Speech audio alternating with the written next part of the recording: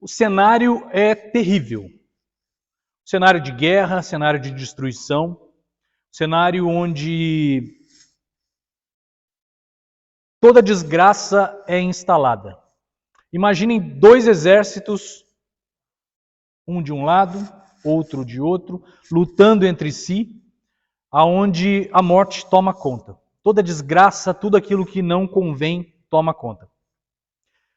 Num determinado momento, uma das tropas começa a bater em retirada, fugindo da sua tropa adversária, aonde eles percebem que vários amigos ali, vários companheiros de combate estão morrendo pelo campo de batalha. E num determinado tempo eles conseguem se abrigar. Estão dentro de um abrigo, alguns soldados somente, muitos outros estão mortos ali pelo campo. E o poder bélico da outra tropa é infinitamente superior e perceptível para aquela tropa que estava sofrendo tanto o ataque. Num dado momento, um soldado se aproxima do seu comandante e ele pede a autorização do comandante para voltar lá para o campo de batalha e resgatar um amigo dele que ficou por lá. O comandante, evidentemente, não permite com que ele volte para o campo, dizendo que naquele momento seu amigo já deveria estar morto.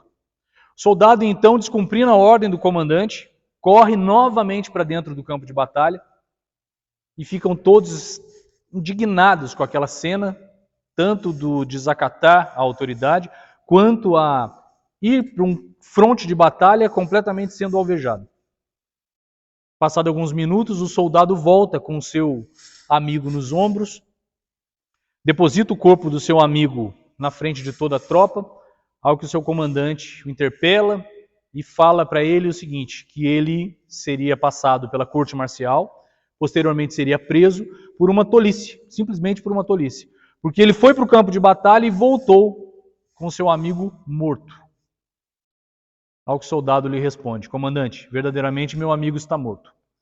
Mas quando eu lá cheguei, ele ainda estava vivo e me disse, eu tinha certeza que você viria. Vamos orar.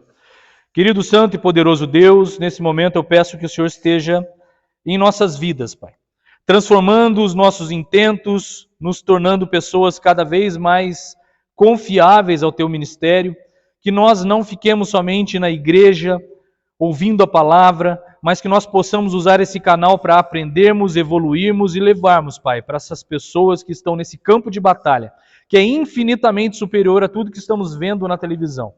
Esse campo de batalha espiritual, onde nós precisamos entender, Pai, que o mundo espiritual é mais real do que o mundo natural e que nós estamos sendo bombardeados. E estamos, Pai, como soldados sendo formados, necessitados em transformar nossas vidas para transformar outras vidas. Que o Senhor esteja presente em nossas mensagens, em nossas palavras, em nossos dias, para que nós possamos ajudar, Pai, a enriquecer e conduzir pessoas até o seu santo reino. Te pedimos por tudo isso e agradecemos por tudo em nome de Jesus. Amém.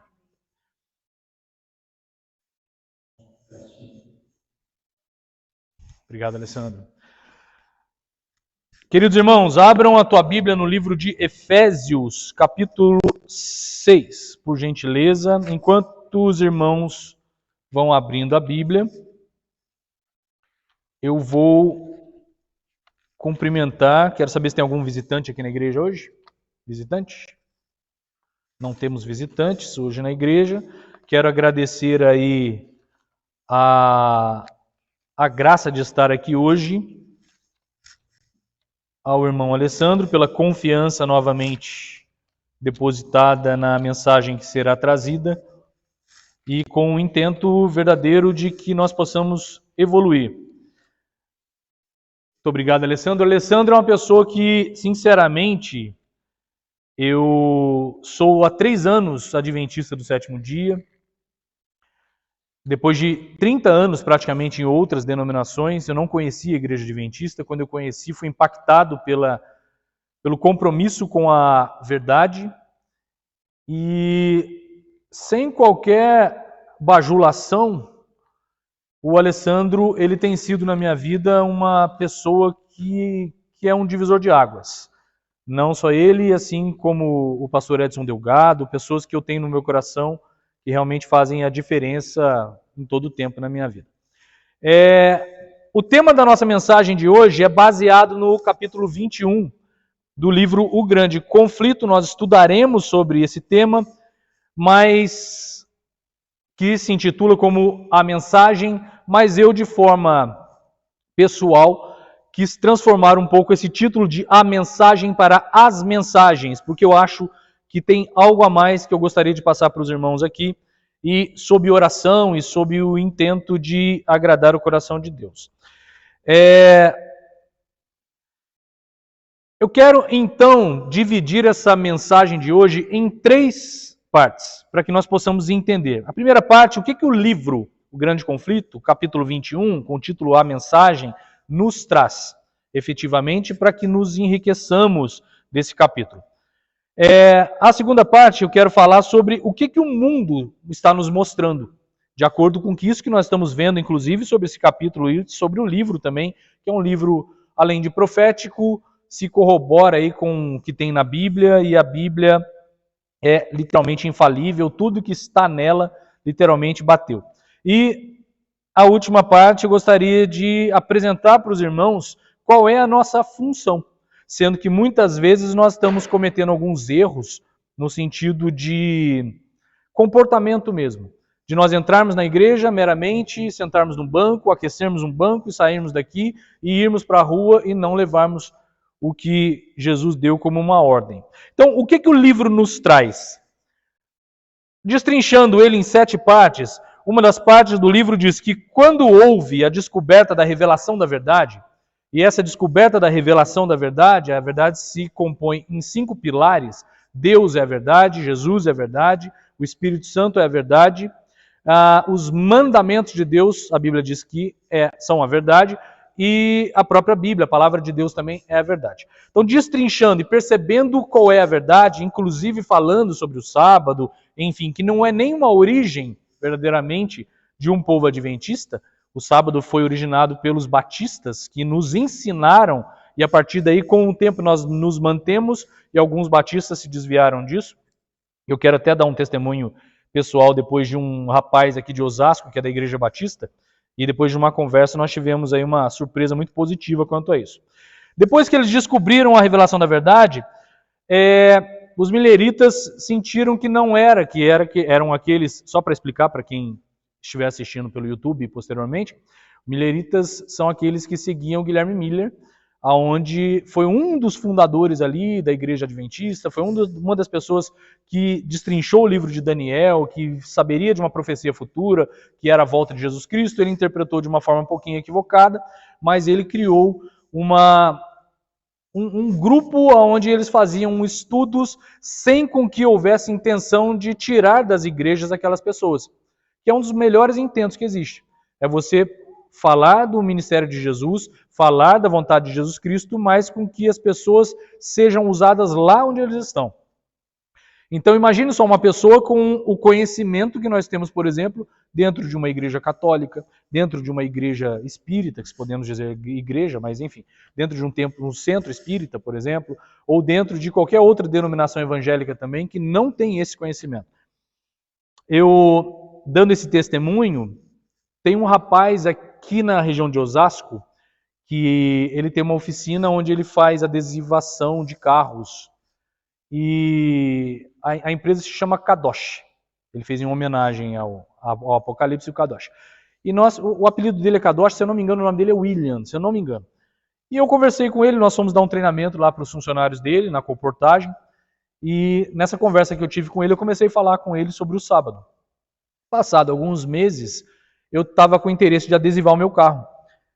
E eu estava pesquisando entre fazer funilaria e pintura ou adesivagem. Eu peguei e falei, acho que fazer adesivagem do carro fica mais barato até.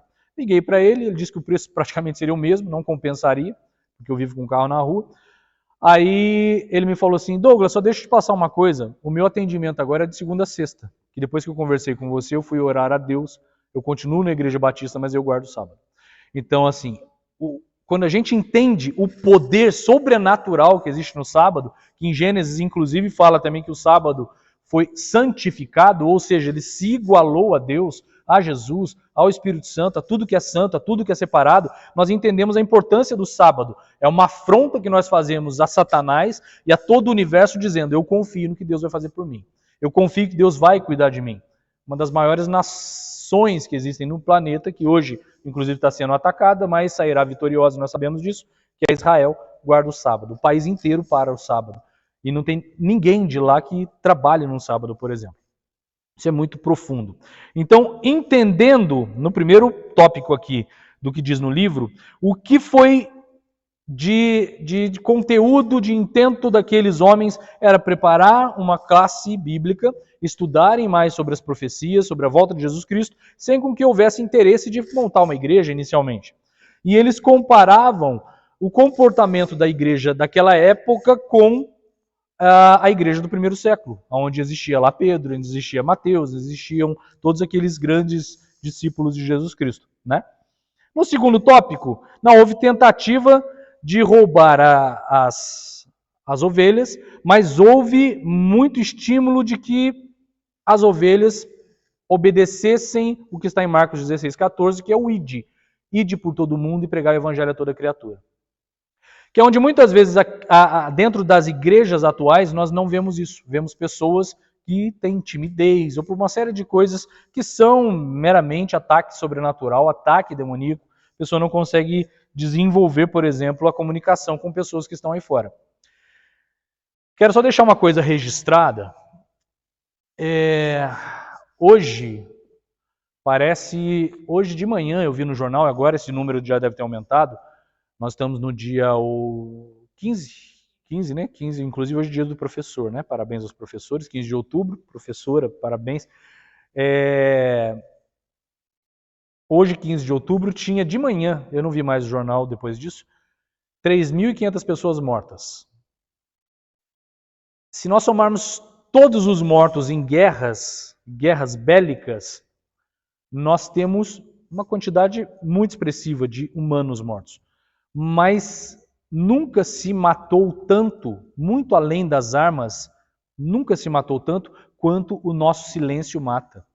Se nós somos cristãos e temos um mandamento, talvez o 11º e muito importante mandamento de Jesus, de irmos pregar o evangelho e não cumprimos o id dele, nós estamos matando pessoas. Nós estamos matando as prostitutas, nós estamos matando os milionários que nunca vão entrar numa igreja, nós estamos matando os homossexuais, nós estamos matando pessoas de outras denominações com o nosso silêncio. A Bíblia diz em Apocalipse, salvo engano, capítulo 21, que os tímidos não herdarão o reino dos céus. Então é muito perigoso o que nós fazemos também. Nós recebemos uma coisa para passar adiante e nós não passamos. Então, o segundo intento deles ali era verdadeiramente praticar o id. Os líderes não aprovavam as doutrinas, então, os líderes das outras igrejas, quando eles estavam tendo estudos e chegavam para debater com seus líderes, eles não aprovavam aquilo. Então teve uma debandada das igrejas de mais de 50.000 pessoas que afastaram das igrejas tradicionais que eles usavam. Aí foi obrigado a começar, então, um novo movimento, e a partir desse novo movimento foi de onde surgiu a Igreja Adventista do Sétimo Dia.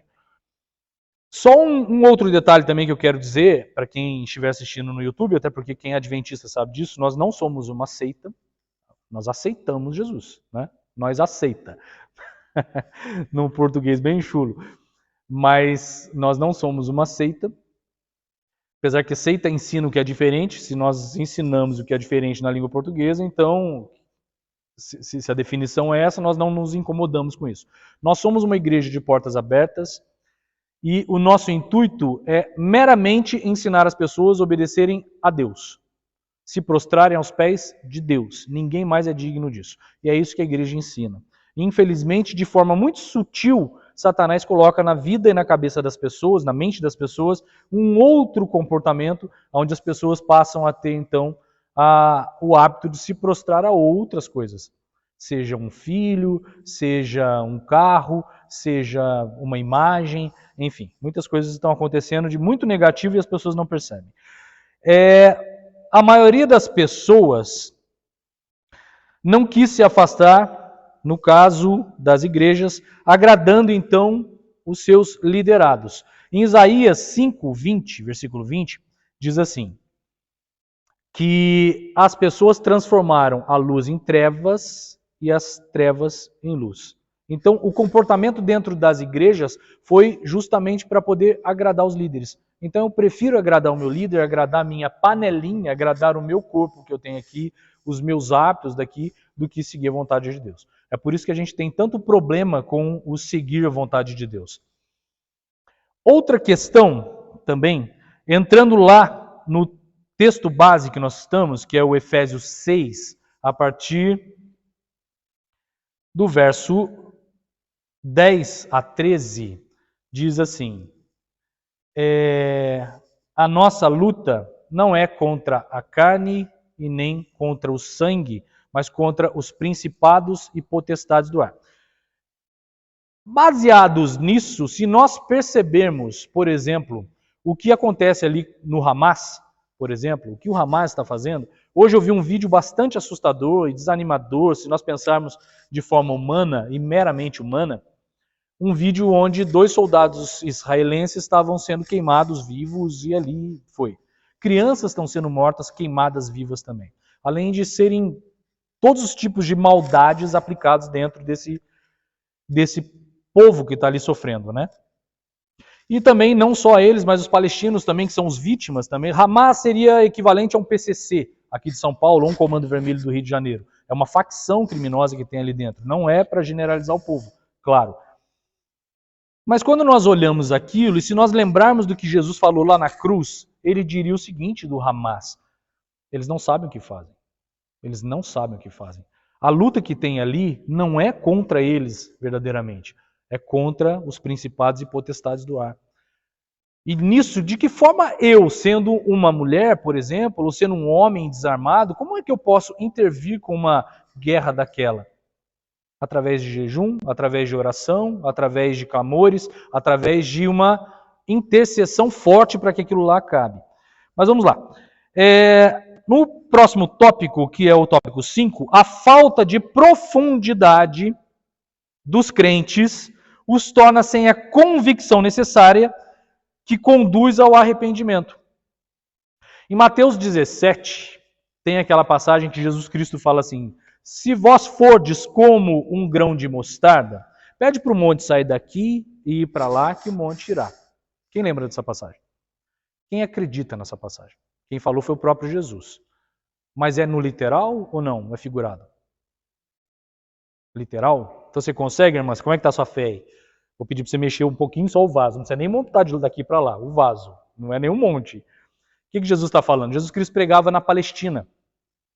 Na Palestina era uma região muito vulcânica. E junto ali daquela região tinha muitas hortaliças de mostarda, que são aquelas árvores gigantescas de mostarda. Eu tenho até um grão de mostarda aqui na minha Bíblia, em Mateus 17 mesmo. Quando batia o vento, as sementezinhas da mostarda caíam no solo. Muitas delas caíam dentro de um buraquinho.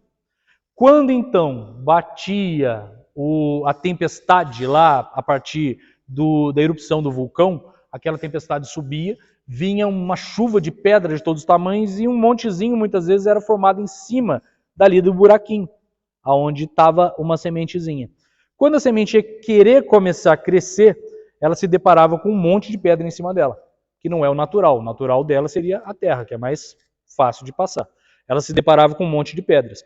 Quando ela se deparava, o que ela fazia? Ela não tinha força muscular para poder romper aquele monte. Então ela se aprofundava na terra, enraizava, e a partir dali ela começava e conseguia fazer aquele monte sair daqui para lá. E como ela era muscularmente mais forte, ela conseguia ter mais tamanho do que as outras depois. Foi isso que Cristo falou. Se você se aprofundar em Deus, você consegue deslocar os seus problemas de uma forma mais fácil. Quem me entendeu? Levante a mãozinha, por favor. Deu para entender? Amém.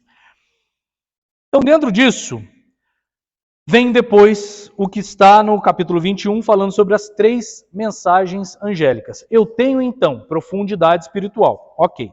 Se eu tenho, então, a profundidade espiritual, eu tenho que entender que realmente o que está na Bíblia é verdadeiro. Em Apocalipse, em Daniel, de Gênesis a Apocalipse, tudo que está ali é verdadeiro. Teve alterações na Bíblia? Teve interpretações, mas menos de 5%. A Bíblia é extremamente confiável. Digam o que disserem, pegando o hebraico original para o nosso, muda uma coisinha, algum sentido mínimo, menos de 5%. Nós temos várias pesquisas, eu já falei, já preguei inclusive sobre a Bíblia também, não vem ao caso pregar isso agora, mas em detalhes tem muito conteúdo que é simplesmente transformador para a vida das pessoas e falta da gente, muitas vezes, sermos o que Deus manda que nós sejamos. Então vamos lá. Nas 3 mensagens angélicas, temei a Deus e dai-lhe glória. Vocês perceberam que está falando sobre o sábado nisso aí, sutilmente? Se é para eu agradecer a Deus por ele ser o Criador, conforme diz em Apocalipse 14, temei a Deus e dai-lhe glória por tudo que ele criou, é justamente o que Cristo fez no sábado. Porque se nós entendermos a estratégia de Satanás, e foi uma estratégia tão chula, se percebermos, por isso que quando eu identifiquei o que era o sábado há 3 anos atrás, eu falei, é sensacional. Não tem outra evidência mais evidente do que isso. Se você pega lá Êxodo 31:16, por exemplo, diz que o sábado é eterno. Se o sábado é eterno, já não tinha mais nem contestação sobre o sábado. Já começa por aí. Em Êxodo 31:18 fala que quem escreveu os 10 mandamentos foi o próprio Deus com o dedo dele. Já teria a segunda, anticontestação. Mas quando nós entramos ali nessa questão do temer a Deus e dar-lhe glória porque ele criou todas as coisas, Deus começou a criar o mundo num domingo, depois na segunda, na terça, na quarta, na quinta, na sexta, e no sábado ele parou para agradecer tudo aquilo porque foi criado. Então, ele está falando nessa passagem de Apocalipse, temer a Deus e dar-lhe glória a tudo que foi feito, ele está falando também do sábado, porque essa data memorável é do sábado. Segundo, caiu a grande Babilônia. O que quer dizer isso? Na linguagem aí dos Mano, seria a casa caiu. Ou da polícia, né? A casa caiu. Caiu. A mentira caiu. A partir da descoberta do advento, a partir do nosso estudo, da profundidade, não que sejamos melhores, pelo contrário, nós nos tornamos até mais vulneráveis, a gente se torna muito pior, porque nós começamos a identificar os nossos erros. É a mesma coisa, eu vou me trocar, acabou a energia da minha casa, está à noite, aí eu coloco, a hora que eu coloco, eu falo, nossa, coloquei um sapato de um jeito, outro de outro, coloquei o botão todo torto da camisa. Mas quando eu estou na luz, eu começo a observar os meus defeitos. E é isso que mostra, quanto mais eu me aproximo de Deus, mais eu consigo ter a capacidade de olhar os meus defeitos. Se alguém adorar a besta e a sua imagem, será réu de juízo. Vou passar adiante essa terceira, nós vamos chegar um pouquinho mais para frente ali. E depois fala também no capítulo 21 sobre o adultério espiritual que há nas igrejas, a união com o mundo e o afastamento de todas as coisas que nos levam a Deus. O adultério espiritual é o que fala sobre a mulher, que a igreja, que foi colocada como uma mulher que traiu a vontade de Deus, que se aliou, que se juntou ao seu amante, que é Satanás. Nós sabemos que é uma religião extremamente poderosa no seu convencimento, e eu faço até uma comparação, uma alusão a um filme, isso sempre me faz lembrar, né? Eu cresci assistindo muitos filmes do Homem-Aranha, eu gosto muito do Homem-Aranha, pela simplicidade dele, enfim, é o herói que é um dos mais queridos, se não o mais querido da Marvel. E nessa comparação, nós vemos ali o quanto nós vemos o que o inimigo mexe no nosso entendimento. Tem um filme dele, que é o primeiro desses mais recentes, né, do nosso século agora aqui praticamente, aonde o Duende Verde ele quer ensinar o filho dele a atacar o Homem-Aranha e fala, você vai pegar pelo coração. Se nós entendermos, quando nós olhamos assim, das pessoas que nós amamos, fale 3 pessoas que você mais ama. Você vai falar literalmente, quase que em 100%, minha mãe está entre elas. Quando nós entendemos que a mãe de Jesus, a gente fala, poxa, a mãe de Jesus, Maria, que coisa fantástica, a mãe de Jesus também é maravilhosa, porque ela fez tudo isso, por ela foi feito tudo isso. E quando nós entendemos que Maria, por exemplo, é colocada como a mãe de todas as pessoas, a rainha do universo, vai tocar justamente no coração das pessoas. Então, quando nós entendemos que Satanás, ele vai ser usado para colocar aquele símbolo materno como uma coisa que vai tocar no coração das pessoas, e a partir daquele símbolo as pessoas não percebem que elas não estão adorando o Criador para adorar uma criatura, e de total contra a vontade de Maria, que não seria verdadeiramente vontade dela. Eu costumo dar alguns exemplos em Apocalipse 22, quando o anjo Gabriel chega até João se prostra aos pés do anjo e fala: não se prostre aos meus pés, somente aos pés de Deus pode se prostrar. Ao passo que quando Lúcifer chegou para Jesus Cristo, ele falou: se você, já como Satanás, se você se prostrar aos meus pés, tudo isso eu te dou, porque para mim foi dado. Ali nós percebemos uma grande diferença de quem serve a Deus e de quem afronta a Deus. Aí a gente tem que parar para pensar: Maria serviria ou afrontaria a Deus? Então, dentro disso, nós temos que ter um discernimento muito grande de explicar para essas pessoas, mas que eles tenham também o discernimento. Na verdade, nós temos a obrigação de falar a verdade. Sem ofensa, Maria era uma pessoa maravilhosa, Maria foi uma pessoa que cumpriu o seu papel, mas ela de tão maravilhosa foi por ter sido serva. Assim como até hoje quem nos serve é um tal de Jesus Cristo. É impressionante o quanto ele tem de carisma, de humildade, de servidão para conosco. E diferente dos nossos hábitos, né? Vamos lá. A segunda parte que eu quero destrinchar, o que o mundo tem nos mostrado então? Sinais dentro e fora da igreja. A afronta principal foi as 3 mensagens angélicas. Então, na língua, na história, né, o povo de Deus, o povo chamado povo de Deus, é o povo que tinha somente um Deus como referência. Era um povo monoteísta. Isso difere quem é o povo de Deus e quem não é o povo de Deus, para se explicar melhor. Quando diz aqui na Bíblia, por exemplo, que irou-se o dragão contra todos aqueles que guardam os mandamentos e têm o testemunho de Jesus Cristo, o que ele está dizendo? O dragão, Satanás, ele tem uma ira muito grande a ponto de querer destruir a todos nós, principalmente porque nós obedecemos a Deus. Nós lemos, entendemos, buscamos entender mais, nos aprofundar e obedecer a Deus então. Disso, o que acontece? Eu tenho uma questão muito pessoal, novamente dizendo, sobre o meu comportamento como obediência. Eu costumo dar um seguinte exemplo. Eu tenho, por exemplo, um carro. E o Alessandro gostaria do meu carro emprestado, por exemplo. Aí eu falo para ele assim: Alessandro, eu deixo o meu carro com você. Você vai usar esse carro todos os dias, com exceção da quarta-feira, que é o dia do rodízio dele.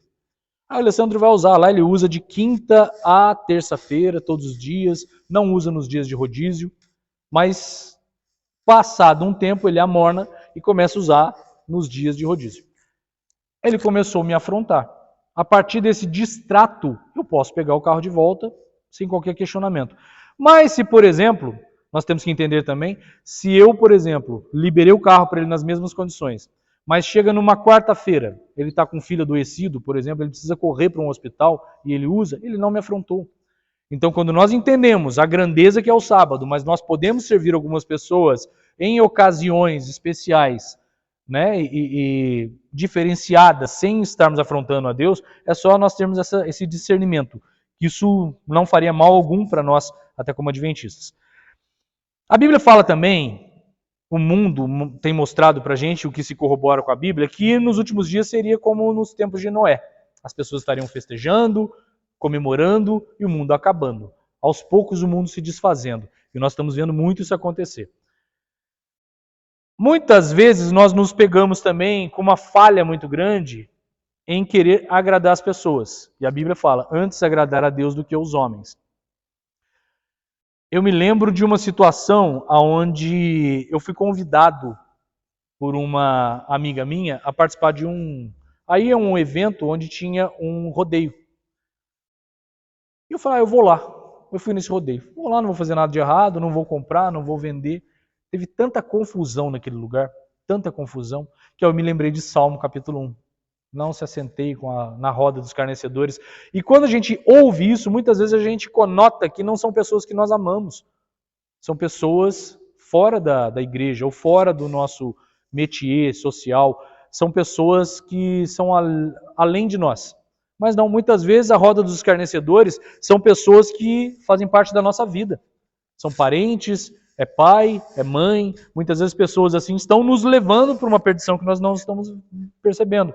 Então, ao invés de nós permitirmos com que essas pessoas nos levem para um caminho que nos conduz até as trevas, nós que temos que ser usados como luz do mundo naquela situação, ou como o sal da terra. A Bíblia diz que a voz de Jesus é como o som de muitas águas. E se nós temos a função de sermos o sal da terra, qual é a função do sal? Quem sabe qual é a função do sal? É o sal os temperos? Amém, também. A função do sal, espiritualmente falando também, irmã, sabe qual é? É nós despertarmos a sede das pessoas. Quando nós despertamos a sede por esse Cristo que nós conhecemos, nós falamos, poxa, isso é sensacional. Esse Cristo eu não conhecia. E já ouvi muitas vezes pessoas me falando. Eu tive um embate com duas, com muito respeito. Ficamos quase uma hora conversando ali no Tatuapé. Estava fazendo comportagem por lá. E tinha duas moças da igreja Testemunho de Jeová. Aí eu brinquei com elas, eu passei, eu não estava com nenhuma roupa que me identificasse como adventista. Aí eu passei e brinquei com elas. Falei assim, que legal, vocês são aquelas pessoas que guardam o sábado. Aí começamos a conversar. E no meio dessa conversa, elas falaram que não eram, que eram os adventistas, tal. E começamos a conversar e eu peguei e comecei a perguntar.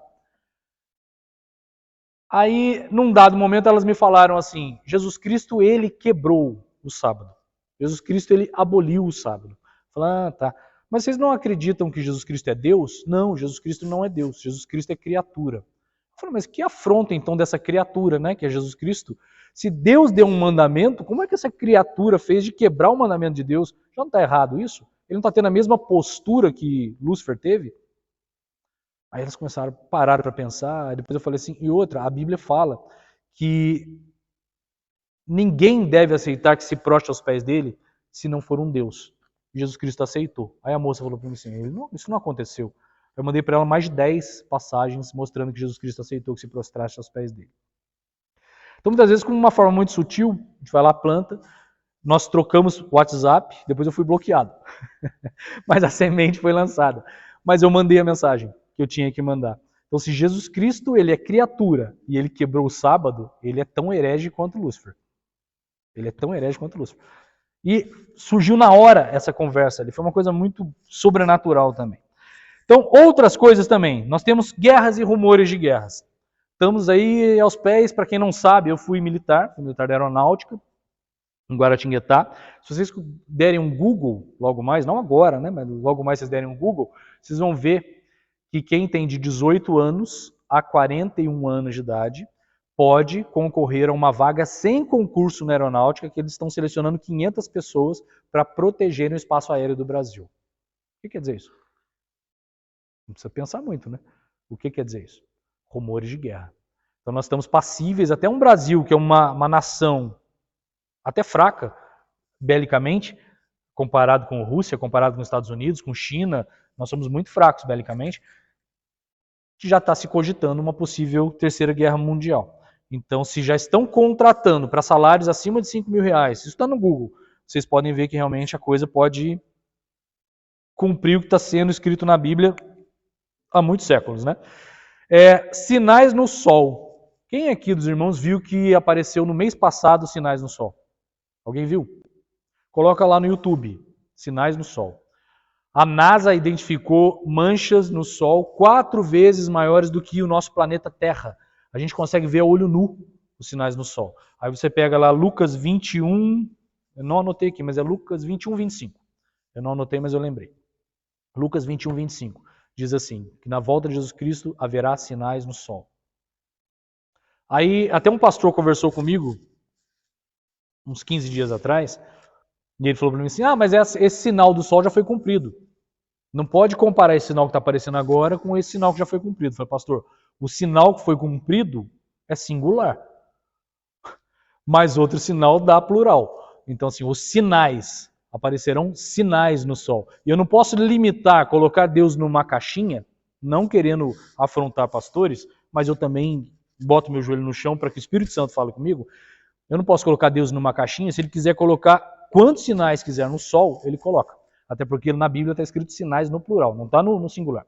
Enfim. Então, haverá sinais. É uma outra probabilidade muito grande de nós estarmos no tempo do fim. Só um detalhe sobre essa questão de estarmos no tempo do fim, que muitas pessoas falam assim, mas isso vem acontecendo há séculos.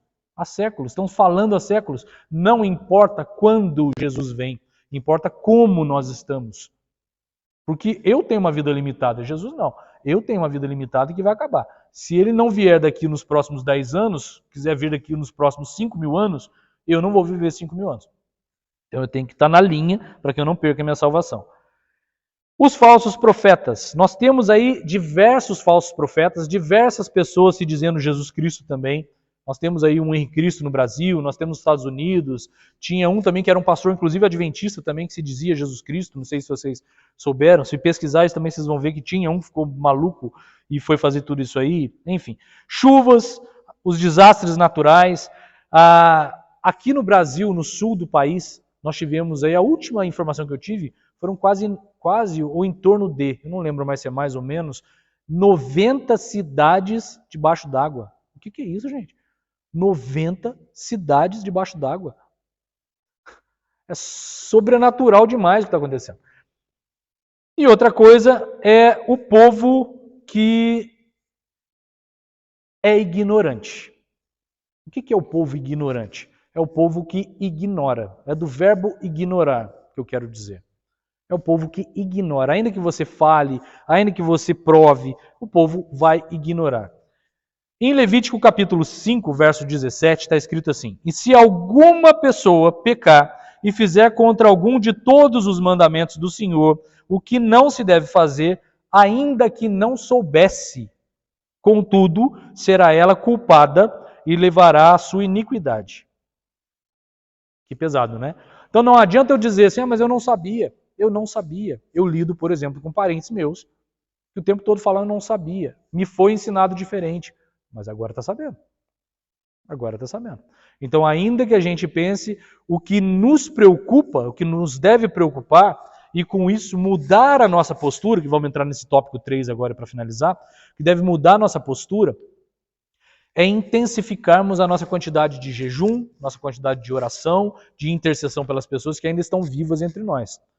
Porque se vierem as pragas nos nossos tempos, as 7 pragas do Apocalipse, e os anjos começarem a derramar sobre os nossos parentes, por exemplo, a gente vendo o parente gritando, apavorado, porque está com o corpo queimando, coisa acontecendo, vai ser muito triste, inclusive, para nós. Nós sabemos que haverá um enxugar de lágrimas lá na frente, mas tem coisas que estão acontecendo muito pesadas. Então vamos lá, a última parte. Qual é a nossa função, então?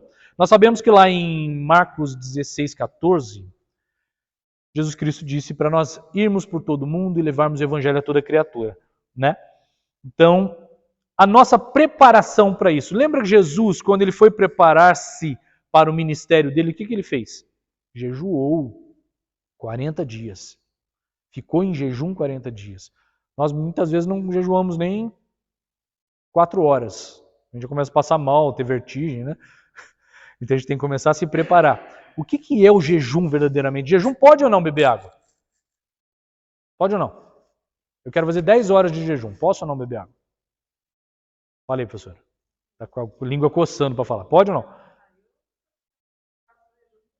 Irmã, sério? Na Bíblia fala assim, que depois que Jesus cumpriu o jejum dele dos 40 dias, ele sentiu fome. Então ele não sentiu sede. Então eu concordo. Pode tomar água. Não vai também beber 20 litros de água no dia. Não bebia só 2, vai beber 20 só para matar a fome. Não, né?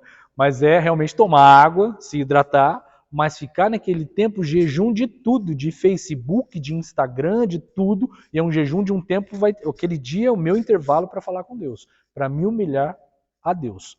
Isso vai agradar o coração de Deus, porque estou me demonstrando como uma pessoa diferente do que Lúcifer foi, e me demonstrando para o universo. São os sinais que eu tenho que mostrar. A obrigação é de cada um de nós, de cada ceifeiro. A Bíblia diz, né? Grande é a seara, mas poucos são ceifeiros. E não adianta estar aqui. Não é só quem está aqui. Tem gente que que condena quem está aqui e fala, pô, mas você também comete pecado aqui de nós, eu provavelmente seja o pior pecador que tem. Mas eu não vou poder me limitar de ficar lembrando dos meus problemas, dos meus pecados, sendo que nós temos lutas diárias, eu tenho que seguir em frente. E qual que é o alvo? Falar para aquela pessoa, para aquela outra pessoa. Hoje eu estava saindo do supermercado, fui lá comprar algumas coisas para o meu almoço com a minha filhote, e eu vi uma moça com uma cara bem triste, passei perto dela, falei assim, moça, você está triste? Estou desanimado com a vida. Eu parei, dei uns 5 minutos do meu tempo, falei de Jesus para ela. Enfim, é o mínimo da nossa função. Seja um homem, seja uma mulher, seja, enfim, é fazermos a nossa obrigação. E uma coisa que me incomoda um pouquinho é quando a gente tem aquela coisa assim, eu tenho o grande conflito. É um livro fantástico, sem dúvida é um livro fantástico. Mas eu entrego o grande conflito e recuo, deixo que a pessoa se vire. E outra coisa que me incomoda também, que aí agora começa a pegar um pouquinho mais pesado, e eu não estou aqui para agradar ninguém mesmo, mas uma coisa que me incomoda bastante, inclusive já debati muito isso inclusive com o Alessandro, e ele concorda comigo sobre isso, é a questão do comportamento. Nós sabemos que a Bíblia é muito clara sobre o trigo e o joio. Nós sabemos disso. E nós sabemos que o trigo e o joio, ou o joio e o trigo, como nós costumeiramente falamos, eles estão dentro da igreja. E qual a igreja? A igreja dos outros? Não, dentro da nossa. Eu falei, por exemplo, da minha filha. A minha filha, a Manu, eu tenho 3 filhas. A Manu é uma filha que comigo sempre teve um relacionamento sensacional. Ela é muito humilde, ela é engraçada, é gostoso de ficar perto dela, enfim, é uma criança, ela é uma menininha legal, fofinha. Fofinha, né, filho? Eu tenho outras 2 filhas. As minhas outras 2 filhas, a mais velha é muito bacana também, menos que a Manu, sendo muito sincero, e elas sabem disso.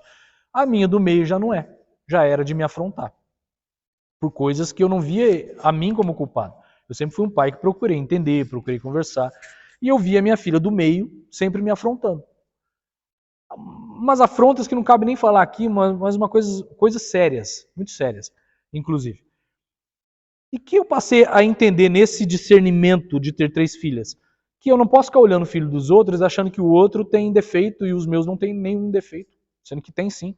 Então, dentro das nossas casas, nós somos também muitas vezes o defeito. Muitas vezes nós mesmos somos os defeitos. O problema ali. Muitas vezes nós somos dentro da nossa casa ou de onde nós passamos o câncer. Nós somos o problema real que tem. É o que está alastrando o problema. E isso não vai fugir dentro da igreja adventista, da batista, da católica, não vai fugir. O joio está junto, misturado e disfarçado no meio do trigo, nós sabemos. Eu tive problemas então com alguns líderes que eu não concordava com algumas coisas, não me arrependo, botei meu joelho no chão e não me arrependo. E eu falei alguma coisa sobre alguma liderança que quebrou, na minha visão, literalmente o sábado. Eu questionei, conversei e falei a seguinte coisa: nós não temos que nos espelhar no que o homem fala. Nós temos que pegar isso aqui e ver se realmente faz jus com o que estão falando. Em Atos capítulo 17 tem lá os bereanos. Os bereanos, eles são considerados pessoas sábias porque eles iam lá avidamente para saber se o que estava escrito na Bíblia era realmente o que os discípulos estavam falando. Então, se eles tinham esse comportamento, nós temos que ter esse comportamento também. Ponto final.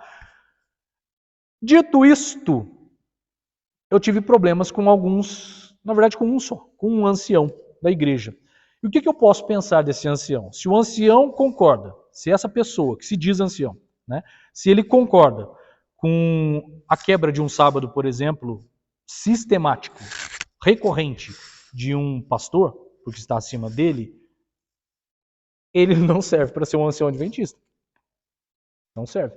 Ele serve para ser um frouxo qualquer de qualquer outro lugar, mas não como um ancião adventista. Aí ele veio me alegar que eu falei isso porque eu sou ex-militar. Nós estamos em campo de guerra. Ainda que você seja uma mocinha frágil de 13 anos, como é o caso da Manuela, ela não tem que pensar menos do que uma pessoa que está em campo de guerra. Jesus Cristo, quando ele debateu com os anciãos da igreja, ele tinha 12 anos, que eram mestres da lei, pessoas que comiam a Bíblia, que conheciam tudo das Escrituras. Paulo, ele era um fariseu. Jesus Cristo debatia com 12 anos. Se nós temos uma criança em casa e essa criança não vai para uma escola, por exemplo, sem que ela tenha autoridade espiritual para constranger um professor ateu, por exemplo, nós estamos indo para um caminho bem errado.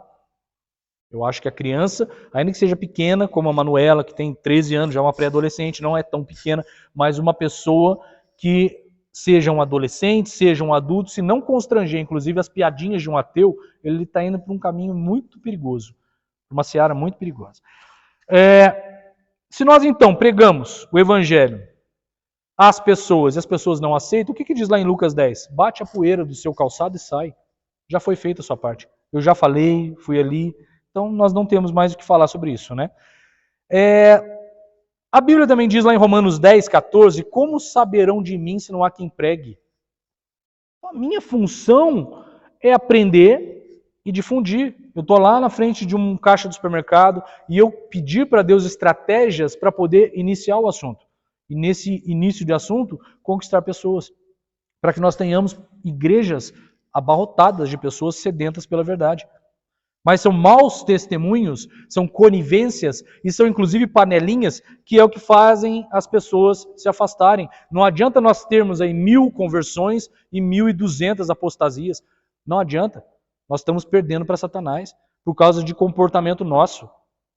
Um outro comportamento que se irrita muito dentro de igreja, que é de pessoas com um nível espiritual muito baixo, é a panelinha. Percebem? Eu vou fazer uma panelinha e tal, aí entra uma pessoa. O que é essa pessoa que entrou? Quem é mamãe aqui? Todo mundo é mamãe? Aqui? Com exceção do papai? Todo mundo é mamãe. Tá. Quando a criança nasce, qual é o médico? Qual é a especialidade médica que tira a criança de dentro da mãe? O obstetra, isso. Aí depois, você continua levando para o obstetra aquela criança, até o desenvolvimento dela, leva para qual especialidade médica? Para o pediatra, exato. Então assim, a igreja ela tem a função pediátrica, de cuidar daquela pessoa que acabou de entrar, mas ele tem 80 anos de idade, não interessa, espiritualmente ele é criança. Ele acabou de ouvir informações que ele nunca tinha ouvido. Aí chega aqui, é cara feia, chega aqui, não estou dizendo especificamente dessa igreja, mas generalizando. É cara feia, é fofoca, é distrate, é gente com cara de soberbo, é gente nojenta, é gente que você passa e fala, meu Deus, onde eu estou? Não tem carisma algum para tratar pessoas. Isso é assustador, o que acontece dentro das igrejas. Falta sorriso. Renato Russo dizia, né? Que há ferrugem nos sorrisos. Terrível, terrível. Nós temos que sorrir mais, apertarmos mais as mãos, sermos mais alegres, porque uma pessoa mais foi salva. E senão nós não fazemos parte do reino de Deus. E qual é a preocupação do reino de Deus? Por que aquele cara veio para cá para morrer na cruz dilacerado como ele morreu? Simplesmente para depois termos pessoas fracas, rasas, como um Pires, dentro da igreja? Não. Ele queria carisma. Quando ele citou lá em Mateus capítulo 5, por exemplo, sobre as bem-aventuranças, o que é bem-aventurado? Feliz. Então, se eu sou feliz, eu tenho que ter o comportamento de quem é feliz. E felicidade é muito sério. É algo muito sério. Sorrir é algo muito sério. Eu passei por uma situação, agora semana passada, na sexta-feira da semana passada, começou a inflamar o meu dedo. Do nada. Começou a inflamar o meu dedo. Eu vou ser bem transparente com vocês. Aí fiquei com esse dedo inflamado e tal. Aí na segunda-feira eu fui no médico, eles me passaram, prescreveram os antibióticos que eu tinha que tomar, anti-inflamatório e tal. Tomei. Na quinta-feira continuou piorando o meu dedo. Aí eu fui num hospital aqui na cidade. Cheguei lá no hospital, tinha um cara que era de Gana atendendo. Só ele atendendo, um médico lá. Aí eu falei assim, meu Deus do céu, será que ele realmente é formado? Que a gente teve tantos problemas aí de um determinado tempo político, que eles colocavam qualquer tipo de médico ali e tal. Aí eu pensei, o pior pode acontecer eu perder meu braço, né? Pior que eu quero errar o alvo, cortar aqui. Aí eu falei com ele. Quando ele começou a fazer a cirurgia, eu fui para um centro cirúrgico, quando ele começou a fazer a cirurgia, aqui estava bem empustemada a ponta do meu dedo. Presta atenção no que eu vou falar. Estava bem empustemado. Aí ele cortou com bisturi, a anestesia não pegou e começou a apertar para sair o pulso. A dor que eu senti, misericórdia, eu via unicórnio passando por sobre mim. Eu via. Mas eu comecei a pensar, poxa vida, a ponta do meu dedo está doendo. Naquele momento que eu estava na maca, a ponta do meu dedo doendo. Imagine o que Cristo sentiu quando o corpo dele inteirinho ficou sendo dilacerado, o tempo todo tomando soco, cuspida, pontapé, tapa na cara, a coroa de espinho perfurando a cabeça dele, tudo. Só a ponta do meu dedo doeu muito. Imagine o corpo inteiro de Cristo. Aí eu tenho ainda a pachorra de querer continuar cometendo os meus pecados. Eu não tenho força para lutar contra os meus pecados. O maior conselho que eu posso dar e receber, porque essa pregação estou fazendo até para mim, é: olha para a cruz. Olha para a cruz. Vai pecar? Olha para a cruz. Vai mentir? Olha para a cruz. Vai enganar alguém? Olha para a cruz. Vai fazer vontade de Satanás? Olha para a cruz. Vai ser antipático com alguém? Olha para a cruz. Aquilo lá não foi brincadeira. A ponta do meu dedo doeu muito. Naquele momento eu comecei a pensar isso. E toda vez que eu gemia de dor, uma gemida a mais, aquele médico falava assim para mim: desculpa, tá? Desculpa, tá? No sotaque dele, desculpa, tá? Desculpa, tá? Desculpa, tá? Extremamente humilde. Eu saí dali falando assim: poxa, esse cara tem muito mais Espírito Santo do que eu. Mas muito mais. Um cara de um nível, de um outro patamar. Ele é médico, eu não sou, e de muita simplicidade, de muita humildade. Foi 2 cala-boca que eu tomei ali que eu falei: Jesus, espero não ter que inflamar outro dedo para aprender de novo. Foi feio o negócio. Essa semana, ontem na verdade, eu fui com a Manuela no cinema assistir um filme chamado O Som da Liberdade. Recomendo a todos que assistam. É um filme que fala sobre pedofilia. Nós temos aí milhões de crianças sendo sequestradas ainda hoje. É o que mais dá dinheiro, mais do que tráfico de droga atualmente, mais do que venda de arma, é pedofilia. Você coloca uma criança para se prostituir 10 vezes por dia. 10 homens vão lá, deitam em cima de uma criança de 5 anos de idade, seja homem ou seja mulher. No homenzinho de 5 anos de idade, vão praticar sexo anal nele. Então, é isso que está acontecendo no mundo. E muitas vezes, essas crianças estão lá porque nós deixamos de usar a nossa argumentação para transformar um pedófilo num servo de Deus. Porque nós nos silenciamos. Percebem o quanto nós matamos mais do que as armas das guerras? Percebem o quanto nós matamos mais? Então o nosso silêncio não pode mais acontecer. Nós temos que bradar cada vez mais. Para finalizar, meus irmãos, a pior frase que Jesus Cristo vai nos dizer, ou que nós podemos ouvir nas nossas vidas, é aquela assim: se afasta de mim, que eu não vos conheço. E definitivamente, há uma passagem que tocou muito no meu coração, quando eu estudei sobre ela, eu já preguei sobre ela inclusive, que está em Lucas 22, 31, que Jesus Cristo chega para Pedro na quinta-feira, antes de ser a sexta-feira o dia que ele foi crucificado. Na quinta-feira, Jesus está conversando com Pedro e ele fala assim: Simão, Simão. Ele falou 2 vezes o nome de Simão. Toda vez que ele falou 2 vezes o nome de uma pessoa foi para dar uma péssima notícia. E ele fez isso: Simão, Simão. Satanás pediu permissão para Deus para debulhar vocês como trigo. E Deus deu a permissão. Porém, eu orei por você, para que a sua fé não desfaleça. E quando você se converter, ajudar os seus irmãos. A gente tem que olhar para nós, para saber se realmente nós nos convertemos. Será que nós verdadeiramente já nos convertemos? Porque aquele dia, na quinta-feira, Pedro já tinha andado sobre as águas, já tinha visto multiplicação de pães, de peixes, ressurreição de mortos, mar se acalmando, viu tudo. Ele dormia do lado de Jesus, ouvia a respiração de Jesus, acordava do lado de Jesus, tomava banho próximo, era amigo, mas ele não tinha se convertido. Penso eu, 90% para mais dos cristãos de hoje em dia não se atentaram à conversão.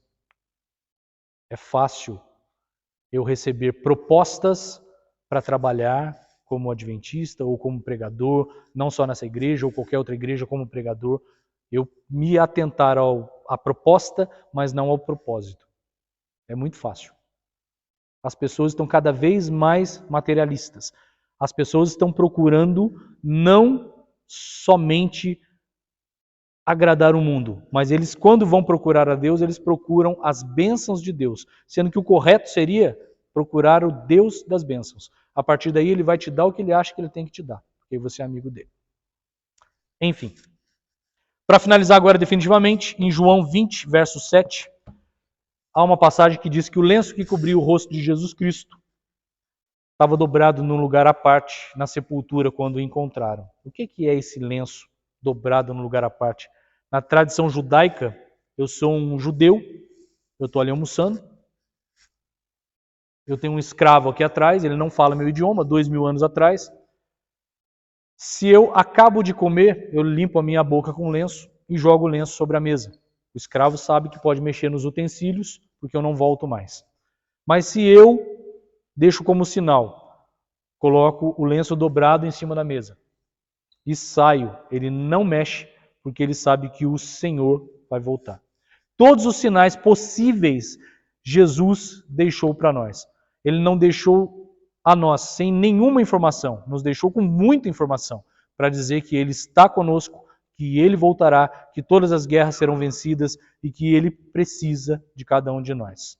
Vamos orar, senhores. Querido, santo e poderoso Deus, nesse momento eu peço que o Senhor esteja superabundando, Pai, nosso entendimento, para que nós possamos sair daqui transformados, entendidos e focados, Pai, em transformar nossas vidas para sermos instrumentos bélicos do Senhor.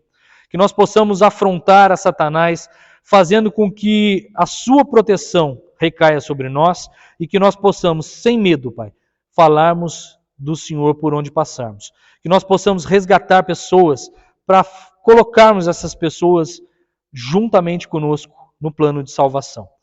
Muito obrigado por tudo que o Senhor nos faz. Muito obrigado pelos momentos, inclusive, de extrema dificuldade que nós passamos, Pai.